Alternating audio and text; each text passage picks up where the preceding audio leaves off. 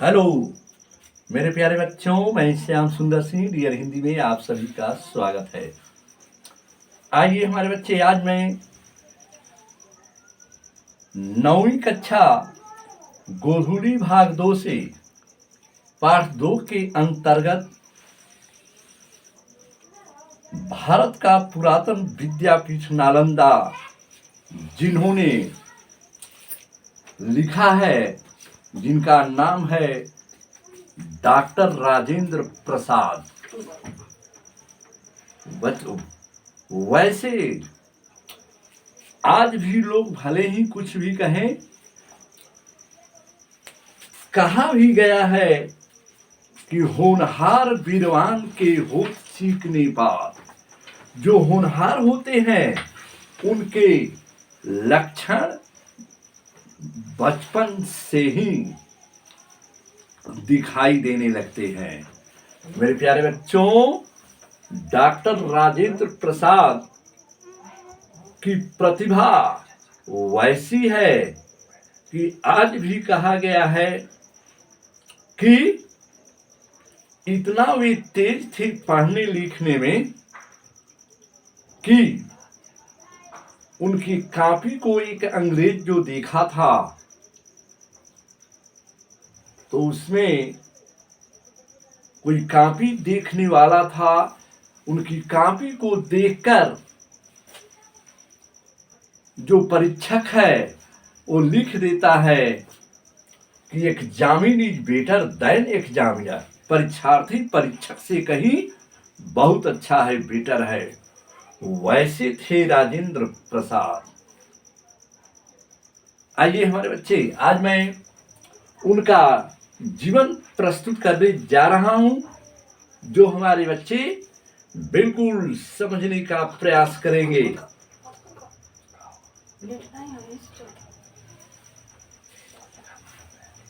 पहले हम इनके जीवन परिचय के अंतर्गत जन्म के बारे में प्रस्तुत करने जा रहे हैं।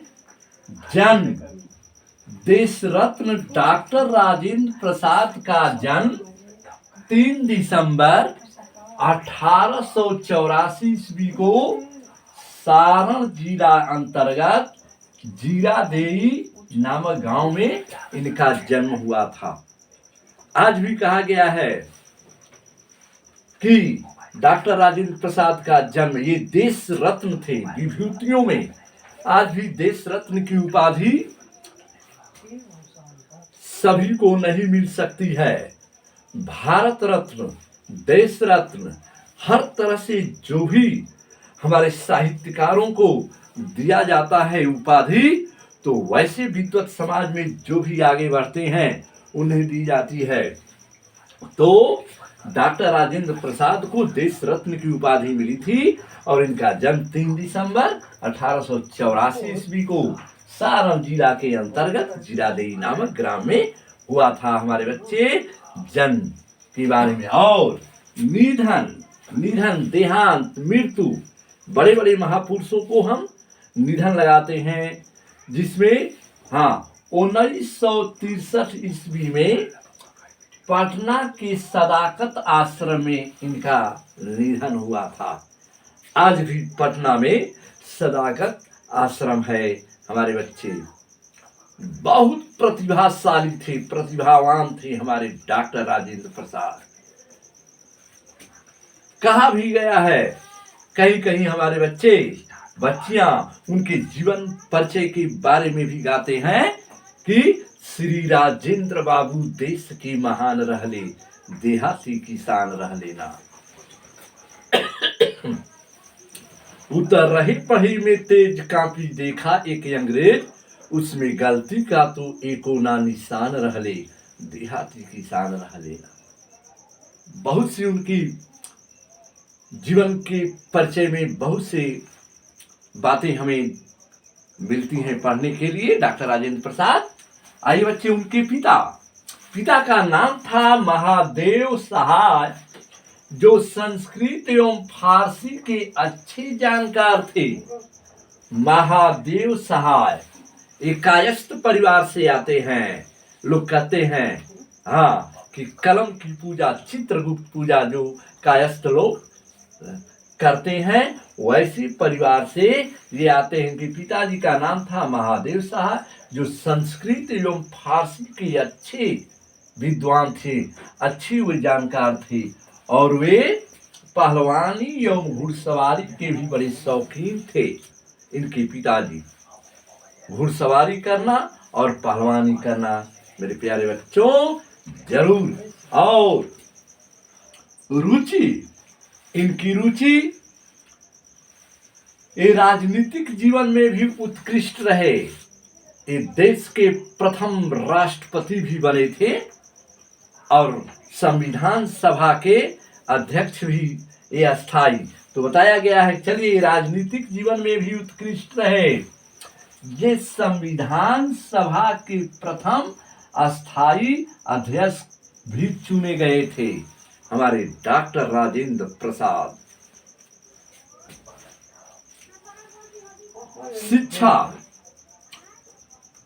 शिक्षा, इनकी शिक्षा छपरा हाई स्कूल की 8वीं कक्षा में कराया गया, जहां से पढ़े थे। फिर कलकत्ता विश्वविद्यालय में इनका नामांकन कराया गया। ये पढ़ने में बहुत ही तेज थे, ये वकालत भी किए थे, और ये देश के प्रथम राष्ट्रपति भी थे। 1962 तक ये राष्ट्रपति रहे, हमारे डॉक्टर राजेंद्र प्रसाद। और चले बच्चे, रचनाएं, चलिए ये प्रतिभाशाली, इनमें व्यक्तित्व तो कूट कूट कर भरा हुआ था हमारे डॉक्टर राजेंद्र प्रसाद का। जो इनकी मुख्य रचनाओं में आत्मकथा, खंडित भारत और बापू के कदमों पर तथा गांधी जी की देन, ये 2-4 मुख्य रचनाएं हमारे डॉक्टर राजेंद्र प्रसाद जी की है, जो बच्चे याद रखना होगा। आत्मकथा, खंडित भारत और बापू के कदमों पर तथा गांधी जी की देन, हमारे राजेंद्र प्रसाद। साहित्यिक विशेषताएं, साहित्यिक विशेषताओं में राजेंद्र प्रसाद सिर्फ राजनेता ही नहीं थे, बल्कि कुशल लेखक भी थे। इनकी रचनाएं राष्ट्रभाषा की अमूल्य निधि भी हैं, डॉक्टर राजेंद्र प्रसाद का। और राजेंद्र प्रसाद प्रतिभा के धनी व्यक्ति थे। क्या पूछना है हमारे बच्चे, जिन्होंने अपनी पाठ्य पुस्तक में हमारे राजेंद्र प्रसाद द्वारा जो लिखित है बच्चे, तो इन्होंने जो निबंध के माध्यम से जो भारत का पुरातन विद्यापीठ नालंदा लिखे हैं, उसके तो पूर्ण जीवन में जो आज भी भारत विश्व गुरु के नाम से जाना जाता है, जो नालंदा जैसी, तक्षशिला जैसे, विक्रमशिला जैसे विश्वविद्यालय भारत में था, लेकिन भारत का पुरातन विद्यापीठ नालंदा जो अब खंडहर के रूप में संजोया गया है, उस पर इतना सुंदर चरितार्थ किए हमारे डॉक्टर राजेंद्र प्रसाद कि यह अमूल्य निधि रहा है नालंदा, जो आज खंडहर के रूप में ध्वस्त होकर के उसकी प्राचीन स्मृतियों का वर्णन करते हुए पूरा लिखे हैं कि किस तरह नालंदा विश्वविद्यालय अपने आप में बौद्धकालीन विश्वविद्यालय, जिस समय आज विदेश के बच्चे जो कि आते थे हमारे नालंदा विश्वविद्यालय में पढ़ने के लिए, आज भले ही लोग कुछ भी कह दें, रामधारी सिंह दिनकर भी मगध महिमा नालंदा के खंडहर पर बहुत ही सुंदर मार्मिक पंक्तियों को संजोया है यह किस तापस की समाधि है, यह किसका उजड़ा उपवन है, ईंट ईंट ही बिखर गया, यह किस रानी का राजभवन है।